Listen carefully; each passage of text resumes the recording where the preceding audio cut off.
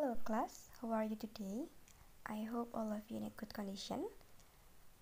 Pertama-tama, perkenalkan, nama saya Erita Khotifa Ali, bisa dipanggil Anissa Erita atau Bu Erita. Saya mahasiswi pendidikan bahasa Inggris dari Universitas Negeri Malang. Saya akan melakukan asistensi mengajar dalam 3 bulan ke depan. Nah, untuk pertemuan kita hari ini, kita akan membahas tentang recount text. Oke, pertama-tama, definisi dari recount text. Recount text adalah sebuah teks yang menceritakan kembali peristiwa atau aktivitas yang terjadi di masa lampau, yang pernah dialami sebelumnya atau yang terjadi dalam kehidupan kita. Nah, lalu generic structure dari recount text atau struktur dari recount text.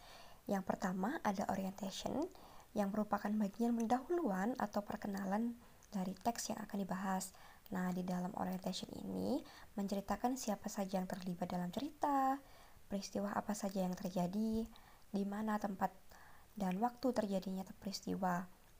Orientation ini biasanya terdapat pada bagian paragraf pertama. Selanjutnya ada events. Bagian event merupakan inti dari cerita. Nah, di bagian ini kita menceritakan semua peristiwa yang terjadi secara berurutan dari awal sampai akhir. Bagian events biasanya terdapat pada paragraf kedua. Dan yang terakhir ada reorientation, berisi kesimpulan dari cerita, atau bisa juga merupakan pendapat, kesan, dan perasaan dari si pencerita. Reorientation ini disebut juga akhir atau penutup cerita, jadi berada di paragraf terakhir. Lalu, apa tujuan dari konteks? Tujuannya untuk menghibur atau memberi informasi kepada pembaca tentang peristiwa masa lalu atau pengalaman atau kejadian masa lalu yang telah dialami. Nah, selanjutnya, unsur kebahasaan recount text memiliki judul yang merangkum teks. Contohnya, My Vacation to Bandung.